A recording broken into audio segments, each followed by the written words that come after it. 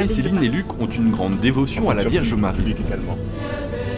Ces Martiniquais se rendent au sanctuaire Notre-Dame de la Salette en Isère. Ils profitent de leur retraite pour revenir sur ce site qu'ils avaient visité il y a 30 ans. Nous avons connu Notre-Dame de la Salette, nous étions très jeunes, nous étions en vacances dans le secteur. Ce qui nous a touchés ici, c'est ce message de réconciliation et de venir prier pour ceux qui ne peuvent pas, qui connaissent Notre-Dame mais qui n'ont pas cette chance et l'occasion de venir. Marie-Céline et Luc viennent prier auprès de la Belle Dame qui est apparue à Massimin et Mélanie, 2 enfants du pays, en 1846. Les 18 et 19 septembre, le sanctuaire a organisé 2 jours de fête pour marquer le 169e anniversaire de cette apparition et l'ouverture d'une 170e année de grâce. Une année dans laquelle on a été invité à réfléchir sur notre foi, sur notre façon de vivre la vie chrétienne, à la lumière du message de Notre-Dame de la Salette.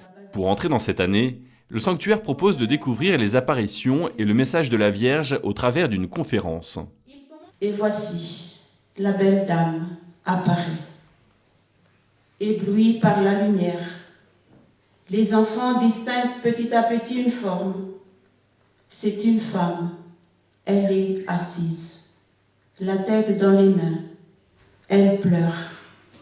Les pèlerins sont ensuite invités à se rendre sur les lieux de cette apparition au travers d'un chemin de croix. Toi, Marie, tu es venue confier ton message si important à 2 enfants insignifiants. Tu leur as fait confiance. Donne-nous de prendre notre part avec toi.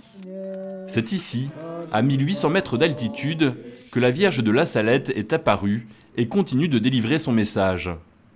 Je vous ai donné 6 jours pour travailler.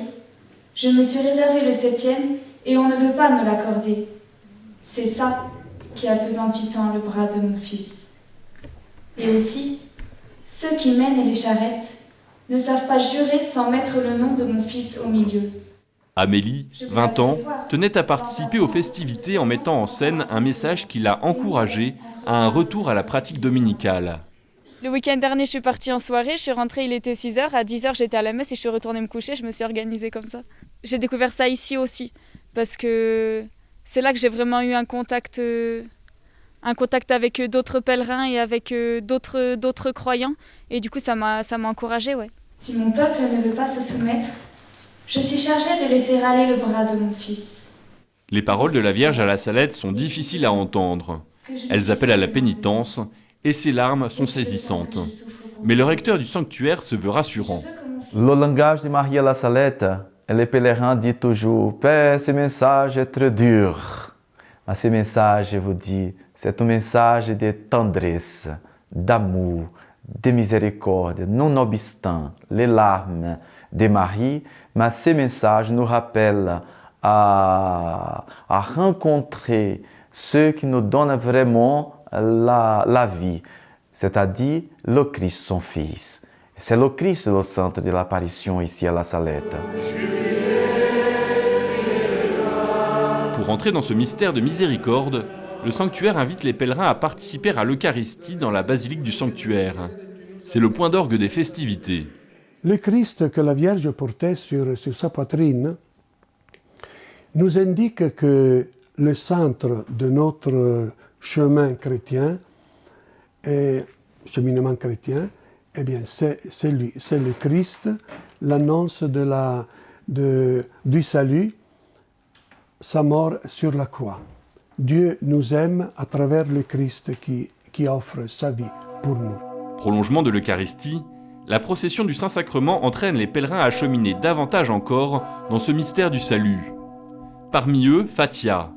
Malgré une situation familiale difficile, cette habituée du sanctuaire tenait à célébrer l'anniversaire. J'ai perdu maman il y a pas longtemps. Il y a eu beaucoup de tensions à ce niveau-là et des frères effectivement que je n'avais pas vus depuis des années. Vous savez bien, quand il y a un décès, il y a tout qui ressurgit. On vit des choses qui sont loin d'être évidentes.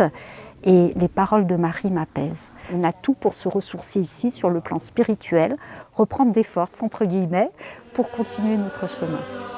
Comme Fatia, des centaines de pèlerins sont venus célébrer l'anniversaire de l'apparition. et 250 000 personnes se rendent ici chaque année. Un culte à la Vierge de la Salette autorisé en 1851 par Monseigneur Philibert de Bruyères, alors évêque de Grenoble.